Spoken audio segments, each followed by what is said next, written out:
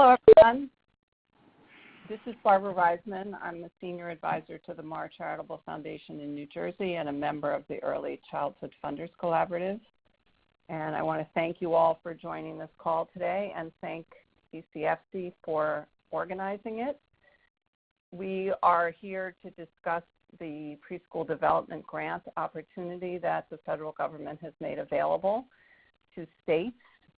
I think it's a very exciting opportunity. If you've had a chance to read the announcement, it actually reads like something that some of us may have written. And it's a grant award specifically for early childhood education systems building. States will be able to use the funds to develop a strategic plan that will facilitate collaboration and coordination among various state agencies that are working to ensure that, as they put it, disadvantaged children from birth to age 8 have access to high-quality early childhood services, which include child care, preschool, Head Start, home visiting, and related health and social services. The Early Childhood Funders Collaborative members and other philanthropists have in the past used private philanthropic dollars to help states and territories apply for federal funding and to make the most effective use of those funds. And you're going to hear some good examples of that later in this call from representatives from Illinois and Colorado. We think this is another opportunity to use our philanthropic dollars for these kinds of efforts. There will be a technical assistance conference in Chicago on October 9th and 10th, and that conference is supported by a host of national funders, including the Kellogg Foundation, the Pritzker Children's Initiative, the Buffett Early Childhood Fund, the Parrott Foundation, and the Alliance for Early Success. And it itself is a model kind of collaboration that we are talking about. It's the organizations that have joined together to put it together are the Ounce of Prevention Fund, Ed Council, Build, Alliance for Early Success, and the Center on Early Learning Outcomes, CELO. So we wanted to hold this call today to give you more information about the grant opportunity, to talk about ways that philanthropies can help states take advantage of this opportunity, and to give you some examples of those of efforts that we've done in the past to support state efforts to effectively utilize federal grant opportunities. I'm going to start by encouraging you, if you've joined the call, to use your mute button either on your phone or hit *6 to mute and *7 to unmute. And then I'm going to introduce our first two presenters, Susan Hibbard and Laurie Connors-Padres. Susan is the Executive Director of the Build Initiative. She has been with the Build Initiative since its inception and has helped states implement their Early Learning Challenge grants and the Early Head Start Child Care Partnerships. She's now providing the same leadership on the preschool development grants, the Birth to 5 grants, to ensure that states maximize this opportunity. And Laurie leads CELO's work providing technical assistance to state education agencies to improve outcomes for children birth through 3rd grade. She has terrific on-the-ground experience, including having started as a preschool special education teacher. So I'm now going to turn this over to Susan and Laurie, and thank you all for participating. Thanks, Barbara. And if anyone later, when you want to ask questions, if anyone doesn't want to unmute themselves in the middle of someone talking, feel free to use the chat box to ask questions, and we can come back to those. But also feel free to unmute yourself and stop at various points. Hi, I'm Susan Hibbard, and I'm very happy to be here today and to be talking about what I think is an extremely exciting opportunity, the Preschool Development Grants Birth to 5. And as Barbara said, the grant is something that is very much in the vein of the systems building work that ECFC has supported for many years and that BUILD was created to support. The Preschool Development Grant is funny from the start in that it bears the same name as the already awarded Preschool Development Grants. So the Birth to 5 right after Preschool Development Grants is important to say because it really is a completely different grant. It isn't about funding slots or particular services. It really is about coordination and alignment and figuring out how best to meet the needs of the young children and families in each state. The grant is funded under ESSA, the Every Student Succeeds Act, and they're really planning and system building grants. Every state and U.S. territory is invited to apply, and about 40 grants are expected to be awarded. The average award is expected to be $5 million for the budget period, which is a year starting on December 17th.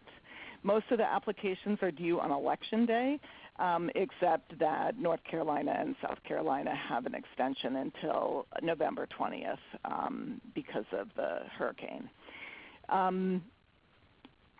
The anticipation is that this is year one of the grants and that they're renewal grants. So this is the planning year, and people who are awarded this planning grant and then states that already have existing preschool development grants or preschool expansion grants are all eligible to apply for up to 3 more years. Lori, do you want to add anything there? Nope, I think you're doing a great job. Okay. So the purpose of the grant is really to help states develop or update or improve a strategic plan that helps facilitate collaboration and coordination among the programs and services that Barbara mentioned, the sort of early childhood care and education system. And there's a very clear focus on it being a mixed delivery system. And there's a huge potential and focus on achieving equity.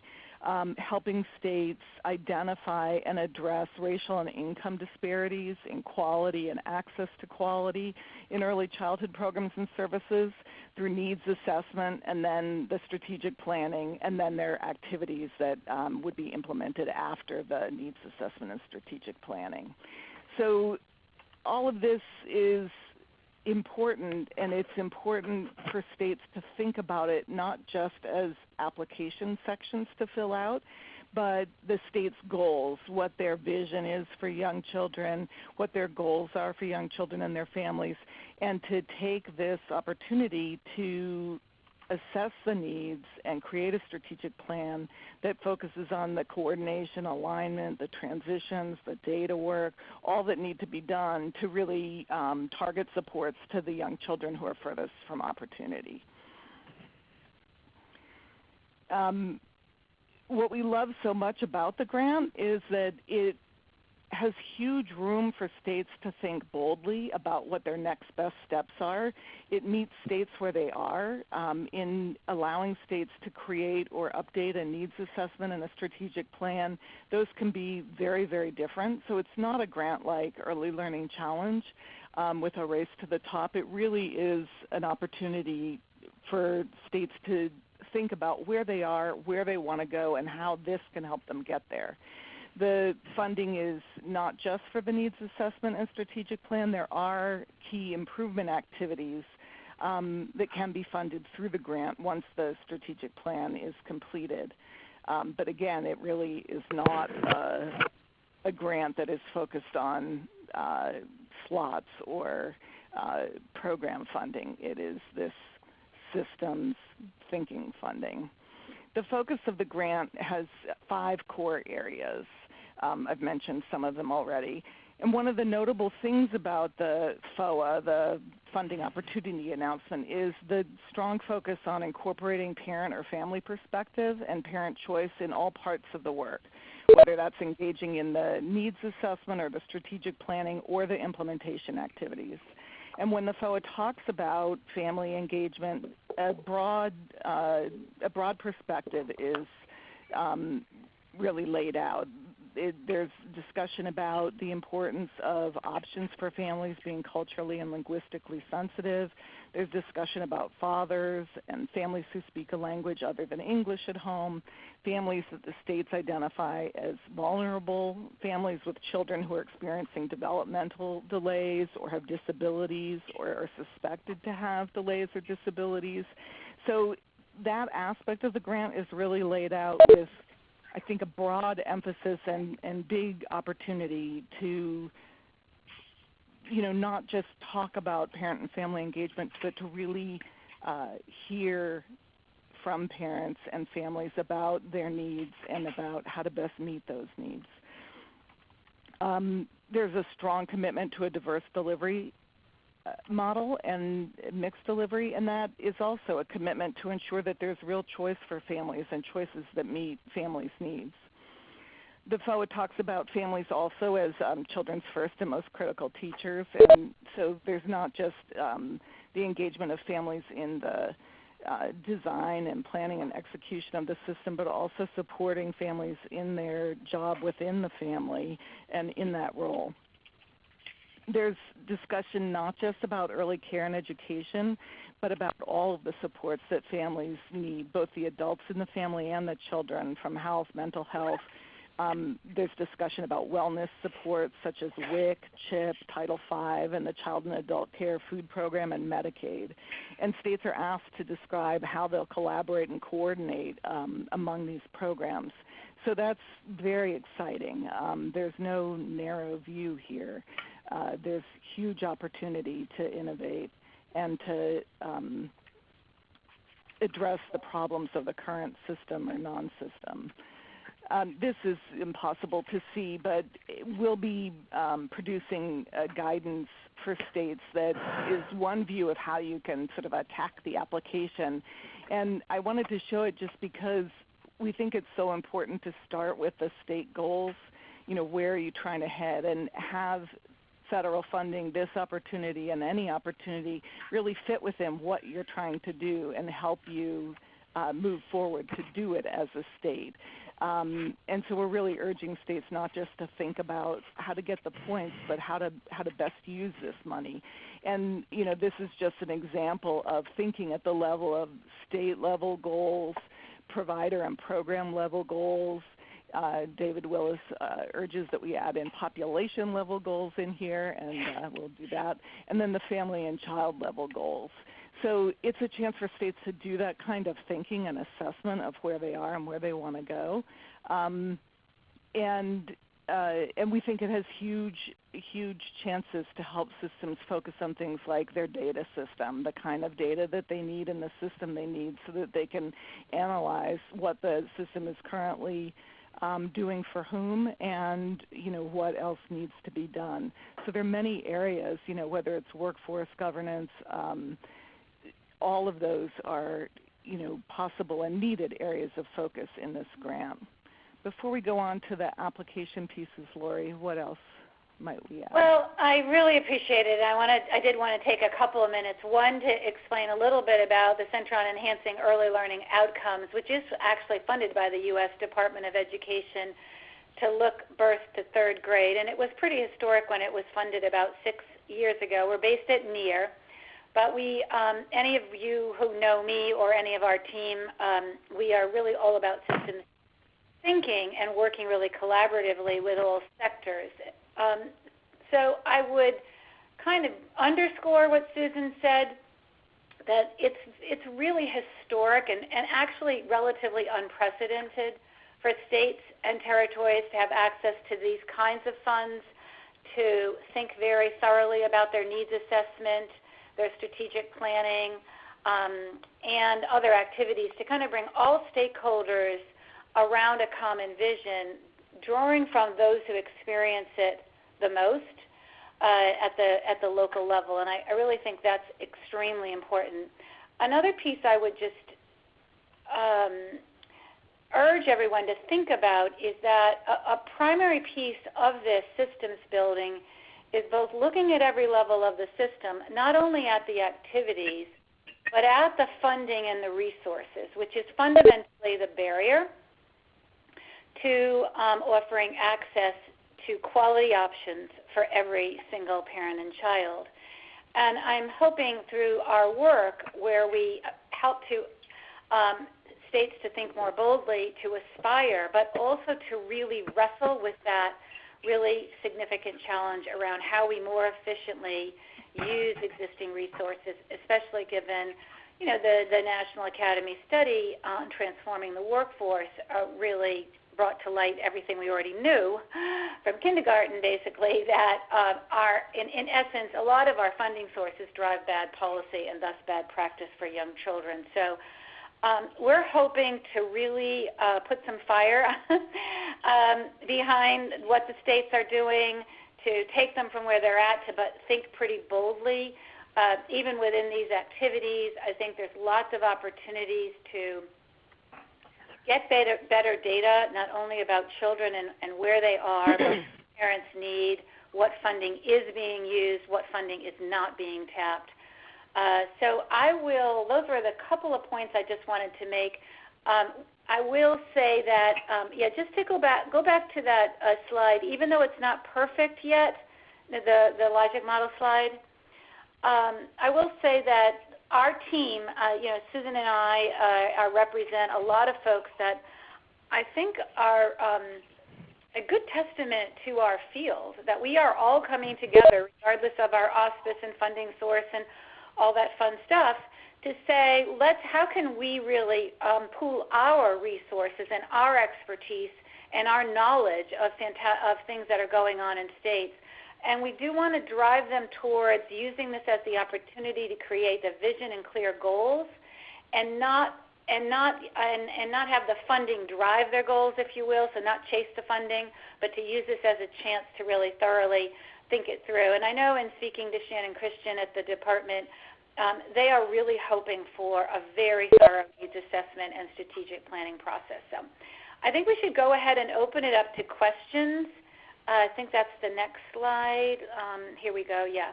Oh, I'm sorry. Do you want to say anything about this, Lori? Right, yeah. This is really how points are allocated. I think a couple of interesting things that I found about it is that if you actually add up 8, 9, 10, and almost 11, you've got more than a quarter of the points.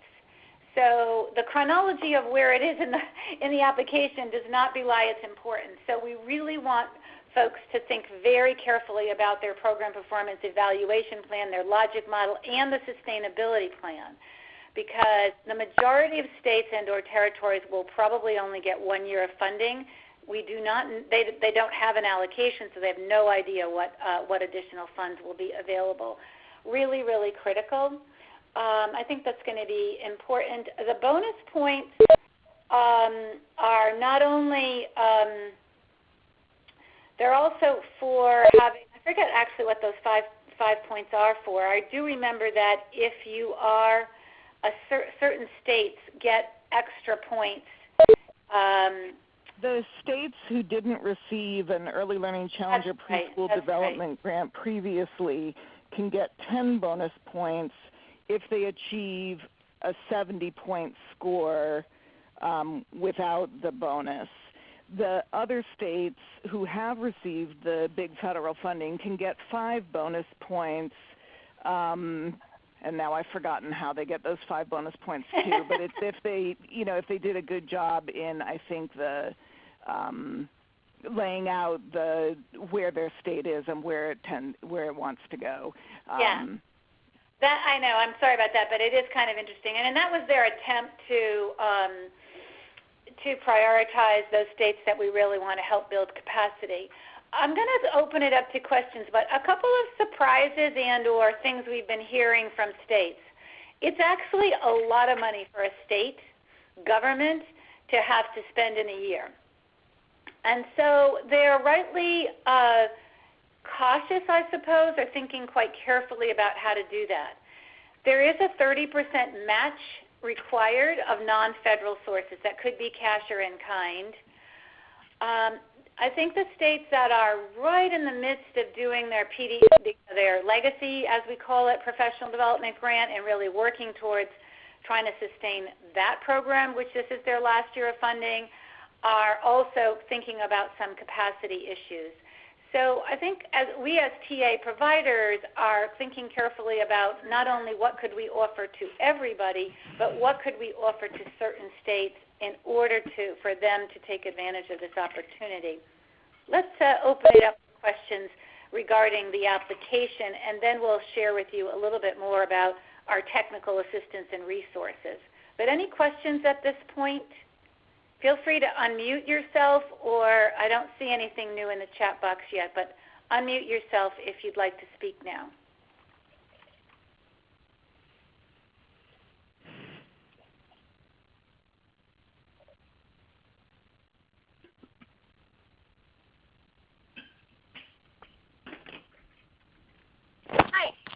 Hi, this is Rebecca Gomez from Heising Simons.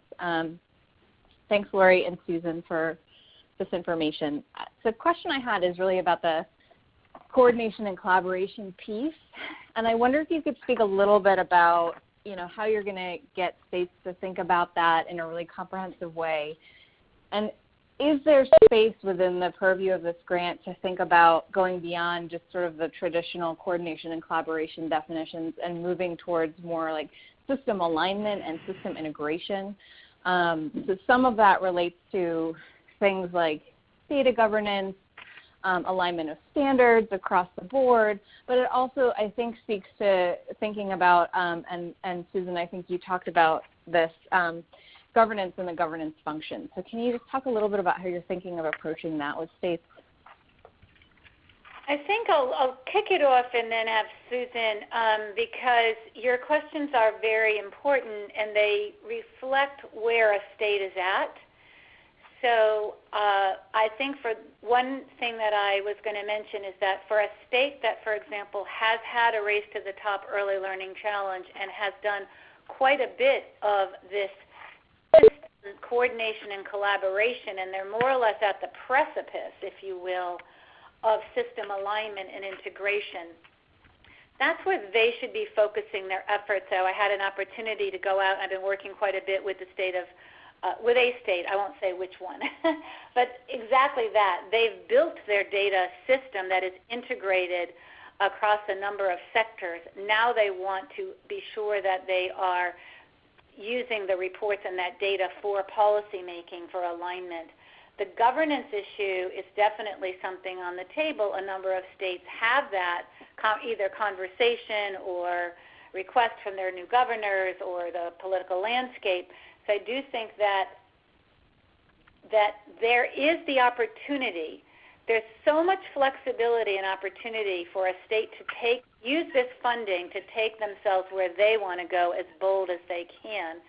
In part, that is going to really require the states talking about that and framing that and choosing that as their goals for their grant when they write it. One thing is that while there are the 5 activities, and needs assessment and strategic planning are activity 1 and 2, a state could say and actually ask the federal government to review their needs assessment or their strategic plan and say, we actually have one, now we want to move quicker towards implementation. And then that activity 5 that we showed you earlier, that actually cannot be taken on. Where is that? That cannot be taken on until activities 1 through 4 are kind of complete, if you will. So there really is the opportunity. I'm going to put that up. I think I'm going to do that. I don't know if that'll work out. But anyway, there is the opportunity for them to use it, Rebecca, and I'll let Susan add more because I feel like we're on the same page with you, hoping that trying to push states to take this on. And I would say, Rebecca, 2 things are at the meeting that we'll talk about in a moment, and then through resource materials that the partner states are creating together and individually, we're trying to share examples of integration and alignment, how it's been done in local areas and states, and how it could be done, so that people can use those sort of to spark their thinking about what they might do in their state. We have a number of tools that are to help states think about alignment and integration, and questions to ask themselves about, where they are and what they need to change in order to better meet the needs of young children and families. And then obviously in tailored technical assistance to states, we're helping them think very specifically about, as Lori said, maybe they have already done a needs assessment. Several states have written and said, we've just completed or we're in the process of completing our strategic plan. How do we, describe that and move forward? And their pieces of work in their strategic plan, including governance changes to the enrollment process, changes to how they engage families and financing mechanisms or relationships between state and community, that they want to move toward actually not just the plan, but doing the plan, not just planning the plan, but then getting to implementing the plan. So I think it's obviously more in-depth at the tailored level with states, and part of what we've been doing is asking states, what they need help on, so that we can figure out who can best help them. There are lots of federal technical assistance centers, and then there are lots of organizations that provide TA, and so we're sort of trying to share what we're hearing about need and helping states tackle those questions. There's a couple of questions in the chat box I thought I would share. Who's typically taking the lead? And so the governor determines and identifies who's taking the lead. It does vary from Department of Education to Department of Human Services to Department of Health and to the governor's office. So I don't know that I would say typical, possibly more prevalent that the child care lead agency might be. Susan may have another thought about that. I think the question that Eddie asked is very important. Is it practical for a small state, to apply for a large amount of funding, assuming the match requirements are met and the proposal can score well? I think that the answer to that question is only to the degree that their state government procurement processes allow them to efficiently use the funds. There is only 1 year of funding, and so I think it's more, I think it's more about understanding what their vision and goal is and understanding the realities of their current capacity. We learned that in working with the Race to the Top Early Learning Challenge. Even though they had 5 years, some of them struggled to get started and to get going. And so in some of the states I've been talking to, we've been talking about what is the capacity of their state. Hi, how you doing? Good. I think somebody might need to mute themselves. I think that we have a document we'll share with you about the match, and that is of concern to states, and that would determine the amount, depending on what match they can take on. I think I heard someone else asking a question. Was there another?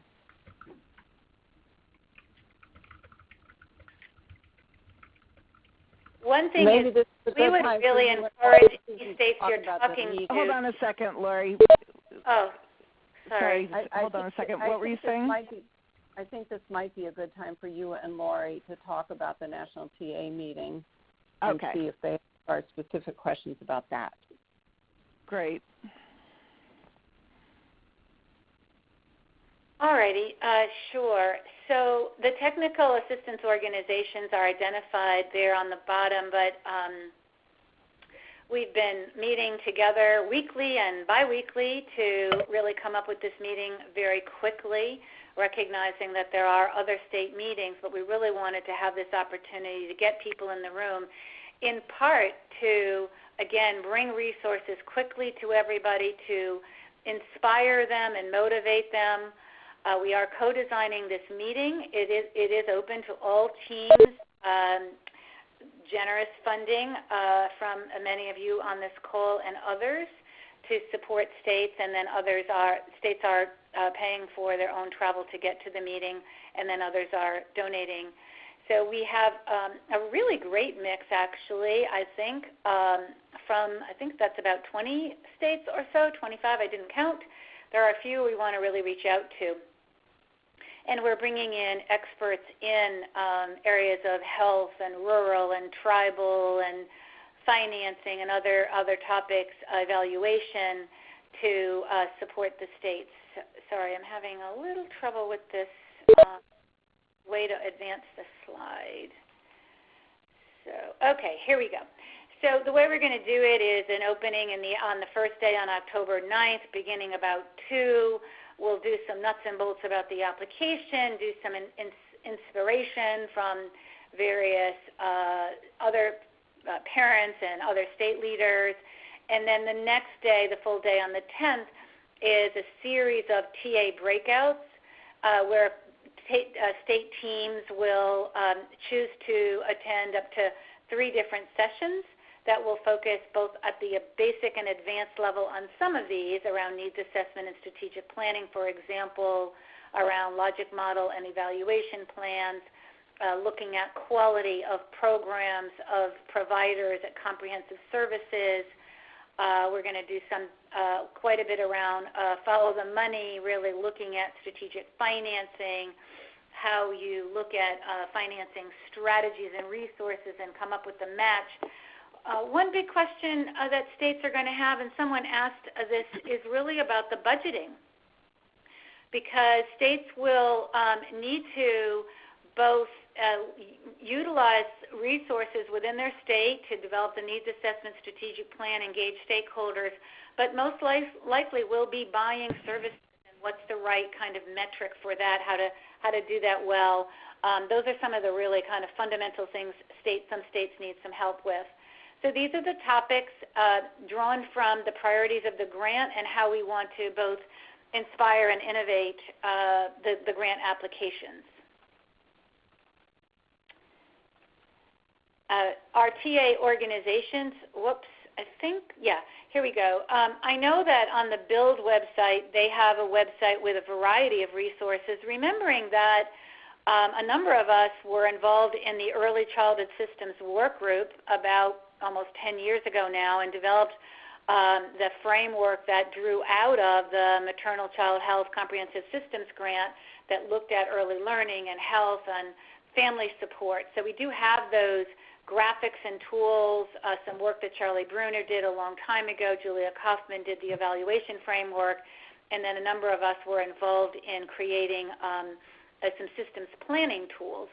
Those are available as well as others. We'll be offering webinars on key topics. I know Susan mentioned she was going to be doing one on meaningfully engaging tribal leaders. We're helping to identify grant writers and topical experts for states, and then providing tailored technical assistance to states, depending on our requests and organizations. Here we go. On our website, CELO.org, we are hosting resources. We just posted one that is a short overview of the grant, and then a document that's like a frequently asked questions about how to meet the match, and we'll be posting other resources there as well as external resources. So I think we're all, to be honest, we're all scrambling as fast as we can to respond to the needs, to take advantage and help states where they are at, but really think boldly about this, as Susan said. While it is a state systems grant, we really need to look at every level of the system and engage all stakeholders. So let's open it up for questions now about any... I want to just add a couple things, Lori. I wanted to say, besides the organizations that are listed in the footer, we've also been partnering with 0 to 3, who's created and repurposed a number of existing resources about how to maximize the grant opportunity to meet the needs of infants and toddlers.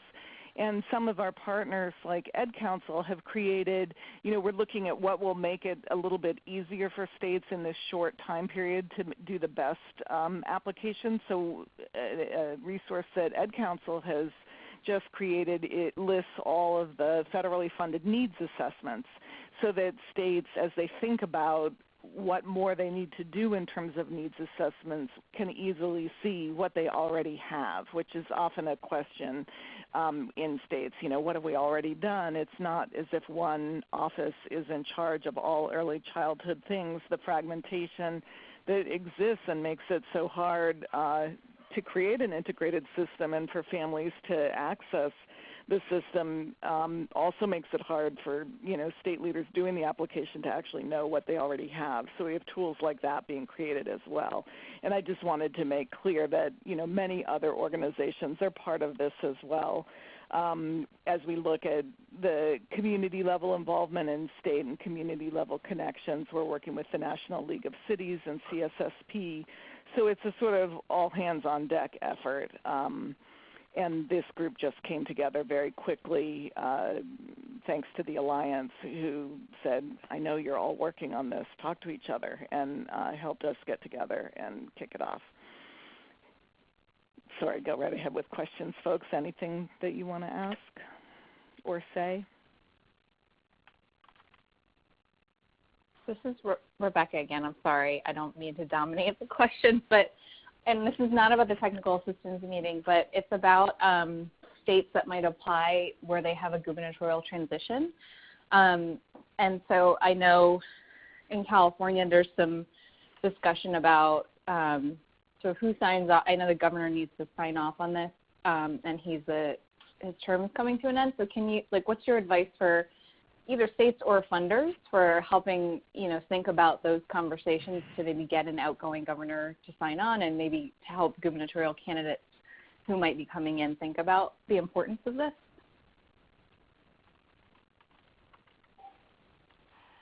I was going to try to wait for you to answer that, Susan. It's a hard question, Rebecca. I will say that in a state I was at, they actually, what they are doing that has a gubernatorial transition, they are working with the legislators. And so I spent a day with legislators. They are briefing the legislators, so that I think that is possibly a strategy, but that is a challenge. I mean, what's ironic about it is that the grant is due on Election Day, and I think there are, 33 or 36 states facing this type of a transition. So it's going to be really critical to engage stakeholders, your advocates, your legislators, your local and state policymakers in the opportunity and the design, to tell you the truth, I think, of the grant. But, Susan, you may have other Yeah, thoughts. no, I would have said legislators as well, and I think the breadth of the stakeholders involved, I think it's very important, especially in states where the governor is definitely leaving, to make sure that, the buy-in is there, which I think is supported by a strong cross-section of stakeholders engaged in the effort. And there are a number of states that prior to this opportunity, already knowing that they're going to have a new governor, have worked across agency with public and private sector leaders on strategic planning to ensure that we don't think of the early childhood efforts as partisan efforts or efforts of one administration, but think of them as long-term, forever commitments that unfold in different pieces in different administrations, trying to ensure that buy-in is longer than any one administration. So, states have already been working on this, but I think it is going to be important for funders and leaders from various systems and legislators to lend their voices support to these applications during the public comment process and the creation process, so that the governors will sign on, and that the then new governors who come in will embrace it as their own. So I think this is a good time for us to introduce the two state people that we have who can talk a little bit about the state examples that they have helped to lead in philanthropic partnerships with in their states, and then we can move back into a Q&A. So I wanted to introduce Elsa Holguin from the Rose Community Foundation in Colorado, and Phyllis Glink from the Irving Harris Foundation in Illinois, to talk to us briefly about the work that they have done in the past on these kinds of partnerships. Elsa, do you want to start off? Yes, hello. Hi. In Colorado, we're one of the states that are in that transition of governors process. And our work, this opportunity comes at an interesting time, that because of the transitional governor's process, we have actually been preparing some documents for that transition, and I will be happy to share after the webinar a couple of the documents that we have prepared. One of them is a historical document about the work that we have done in early childhood in the last 30 years in Colorado, and it's exactly for what everybody else said about the sustainability of the early childhood work. Our Governor Hickenlooper, has been in office for 12 years, so we have had a long run with the same administration, and now we want to go to the next level rather than going back to square one.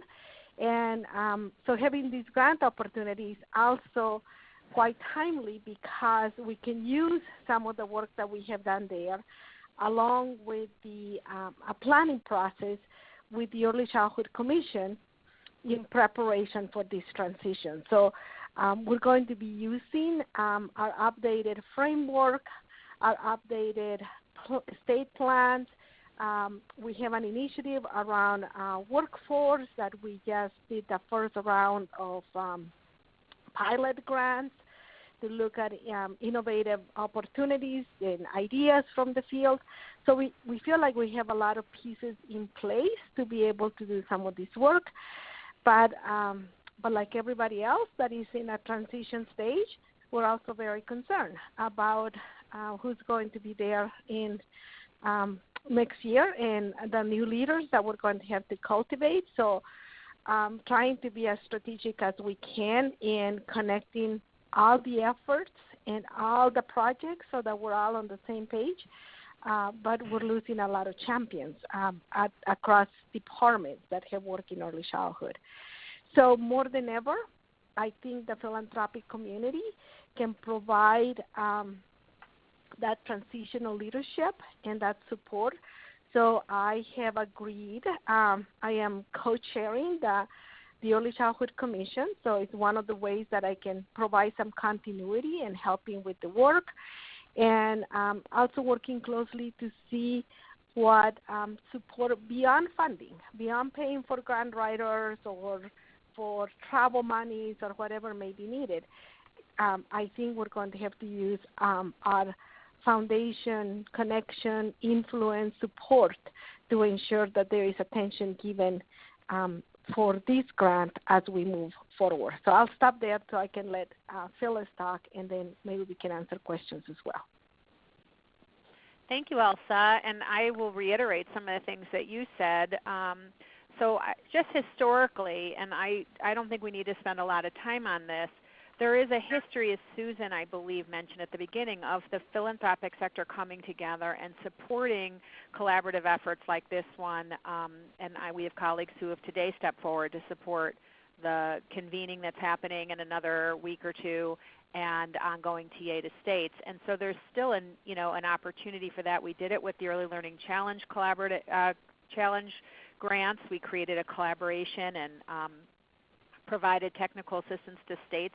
And one of the reasons we as funders stepped up at the time, and I think over the course of the 3 or 4 years when the grants were getting renewed, was that we wanted to make sure that we demonstrated not only that there was a demand for systems funding in states for early childhood and early learning systems, but that they were of high quality and that they were compelling. And so we really worked hard, much like that funders are right now, to make sure that states had the support that they needed in order to write the applications in a way that would generate support, and then also give advocates and others the platform to go back to the administration and say, we need another round of this, and we were able to get 3 rounds for the Race to the Top. And over the course of that, for the national TA and to the states, we probably leveraged over $4 million of private philanthropy for that. And that lasted all the way through the implementation phase and the evaluation and data collection phase, because it's equally important to help states once they get the grant actually get the support they need to implement it effectively, and then it's even more important for us to capture what's happening with that funding, how is it changing the lives of and the system serving children and families, so that we can, one, learn lessons about what worked and what didn't work, and two, use it to advocate for more. And so I will encourage all of my colleagues on the phone to look both in their own states for how their philanthropy can be leveraged to help this grant process move forward, but also to think about some of the national needs of collecting the information so that we can continue to push for more funding. So the Early Learning Challenge Collaborative was an example of a public-private partnership. It was replicated. We were in the good position to support similar kind of TA when the Early Head Start Child Care partnerships happened. And for our foundation, we both funded the national effort, but we've also been deeply involved in Illinois helping the state think about how to create more effective, efficient, and integrated systems prenatal through 5. So for us in Illinois, we've always defined early learning as a birth through 5, now birth through 8 system. And so it wasn't a stretch with any of the grants that have come to our state, whether that was the original preschool development grant or it was the Race to the Top. We've really tried to look at the whole system of services that children and families need to be successful. This grant, as was said earlier, really does open the opportunity to think in a very integrated way, bringing in health, mental health, trauma, as well as traditional early learning. So it's really a great opportunity to bring an even larger group of funders together to think critically about how they leverage the work that all of us have been doing over the years in states in a more integrated fashion. So here in Illinois, like Elsa, I too happen to sit and have sat on the Early Learning Council in our state. I happen to co-chair it now. We have had a history of working across administrations, Republican and Democratic, to support early learning in our state. And so that has come through many years of philanthropy investing and supporting the capacity of our advocacy organizations to support this work, as well as leadership work and just visionary leaders in our state who have been able to work across the aisle to support this issue. That hasn't meant that we haven't seen our fair share of setbacks, because we absolutely have. And but having that kind of consistent sort of group of stakeholders who have come together, whether that's looking at the child care system or the early learning system or the integration of the system, has really helped it be sustained across administrations. So currently in Illinois, the Governor's Office of Early Childhood is spearheading the effort to write our application. BUILD is a technical assistance provider in our state, and so they've been helping us. We, of course, have the Ounce of Prevention and a number of other very capable advocacy groups who are also helping. And the Early Learning Council, which I co-chair, like Elsa, I co-chair our Early Learning Council, will be helping to shepherd this application through, and then once it hopefully gets funded, to help figure out how to implement it. So in our state, we have a local early childhood funders group, and we've been bringing people around the table. We engage them in the issues of the day and make sure they know when opportunities like this exist. And that's allowed us to work collaboratively with our not-for-profit and public partners to identify when there are gaps or needs. In particular, for that private philanthropy can be used to leverage all of this public money. So maybe there's a convening or there's some need for a consultant or something that can't get funded with the public funding in the way that it's come to the state, but private philanthropy can be used. And so I would encourage everyone to look for where there are opportunities in your state to both get involved with your voice, as Elsa said, to get involved with your resources, but in a very strategic way, and to really look for where there's, this should really be a moment where there's opportunity for both big vision setting, but also lots of leverage. So I too will stop there, and happy to answer any questions.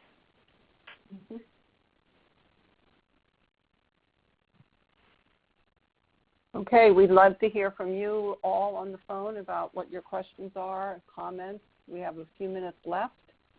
I will call out Eva had put a question in the chat box. I'm not sure I actually have the answer because I don't think we've done our budget yet, Eva. Yeah. She was asking how states are thinking about using the funding and what budgets are looking like. And maybe the technical assistance providers are already thinking about some templates or other things as it relates to helping states develop that. Maybe you could speak to that. This is Lori. I will say that we know it's an area of need, but we haven't yet come up with a template or a rubric around that. But I think that it is an area that we hope to work on. We've been working a little bit about what might be the metrics or the shares of funding that you might,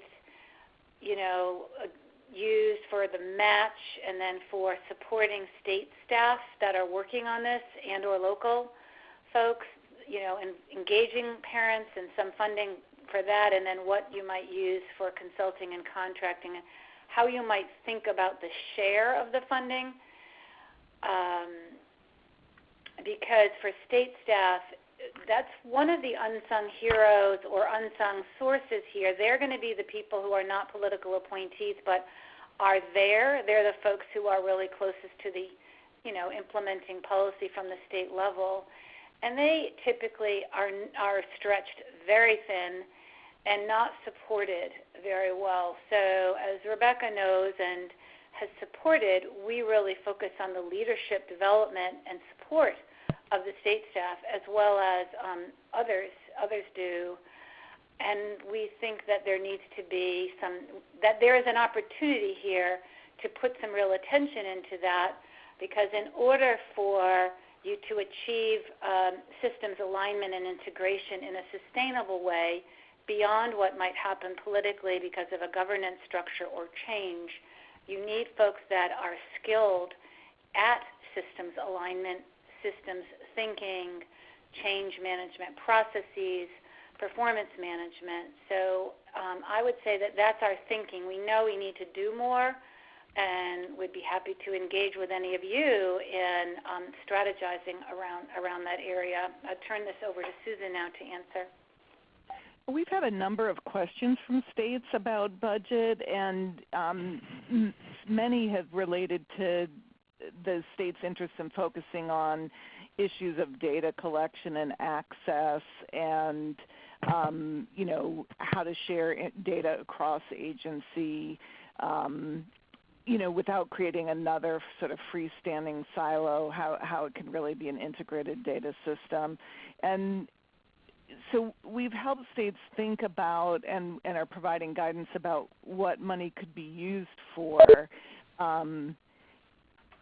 and what other states have spent on estimating the costs of developing a data management system. But we're also putting a lot of the budget questions, sending them to the feds and asking them to answer, because this is an area that really is grant requirement questions, which I think are different from the best design of the system questions. So depending on the nature of budget questions, we're sending a lot of them directly back asking for federal guidance, because states are really asking for things like, is it appropriate to write to X, Y, or Z? And that isn't the kind of question that we feel TA providers should be answering.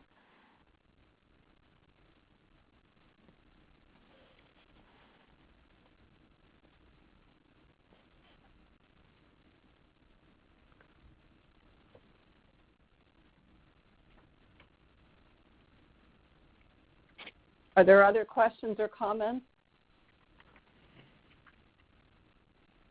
If not, I'm going to turn this over to Shannon Rudisill, the Executive Director of the Early Childhood Funders Collaborative, to talk about next steps and some upcoming events. Thanks, Barbara. I just want to thank everyone so much for joining us today. I'm particularly excited because there were many names on the participant list that I did not recognize, which means this is a topic that has spurred wide interest among funders, and we're very excited about that. But we'd love to get to know you better. So I'm going to let you know a couple of things that are coming up, and then invite you to check out details on our website or sign up for our mailing list. On October 8th, we are partners with the Children, Youth, and Families Funder Roundtable.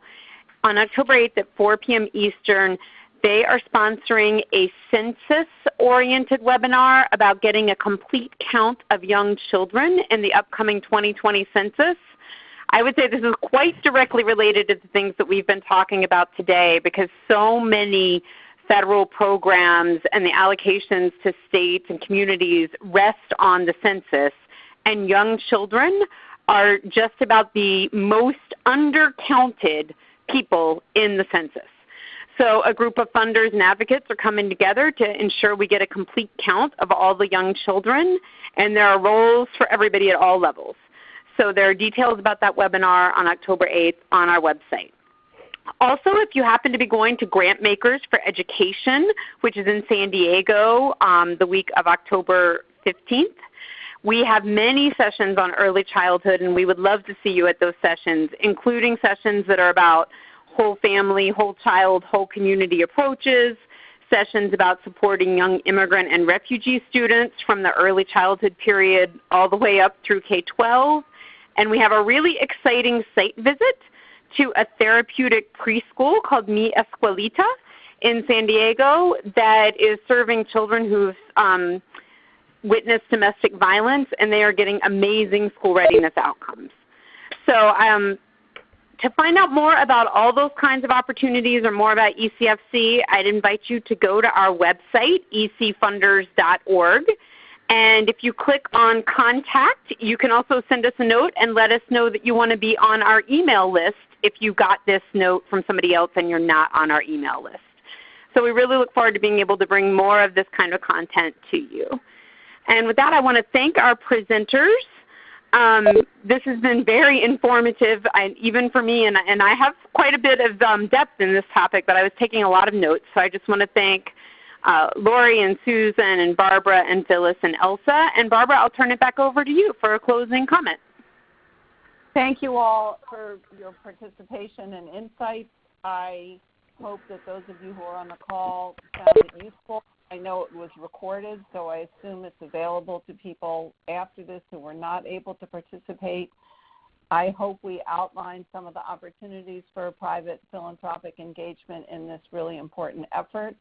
And I look forward to continuing conversations with all of you and hope that we can continue to move forward. I think that just the way that this grant opportunity is written is reflective of the influence that many of you have had on the way government officials at the federal and state level think about early childhood systems, and so you should pat yourselves on the back for that. We have made progress, and we will continue to do so. Thank you very much.